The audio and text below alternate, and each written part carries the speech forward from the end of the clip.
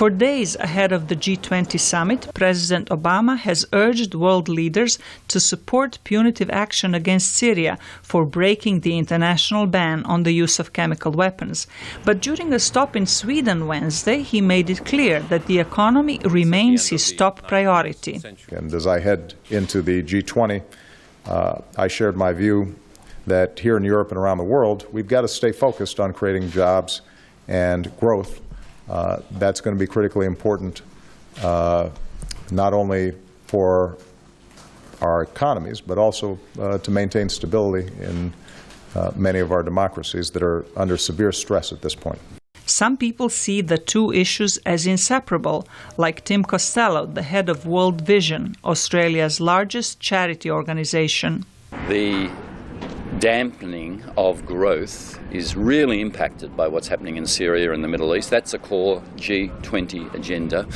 But at the end of the day, G20 actually has to deliver on the expectations of people in their countries, and they're all looking at utter impotence of the world when it comes to 2 million refugees, 1 million of them kids, 100,000 dead in Syria. So I think it's inescapable. Russian political analyst Konstantin Egert said it is unrealistic to expect any practical decisions on global issues from the 20 nations of different and sometimes conflicting interests.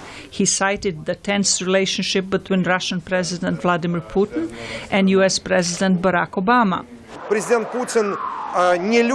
Putin doesn't like, or I would put it even stronger, despises President Obama.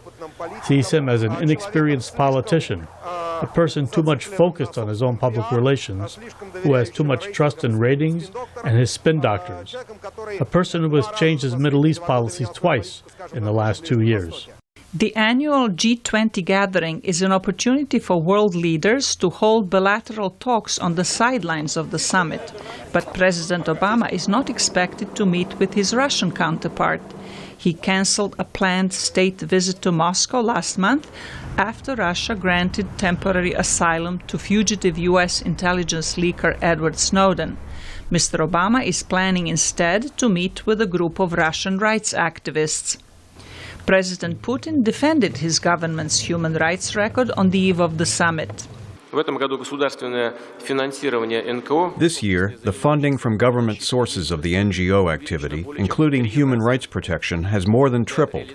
More than $100 million was allocated to implement socially important projects. The 20 countries represented at the summit account for 2/3 of the world population and 90% of its economic output. Zlatica Hoke, VOA News, Washington.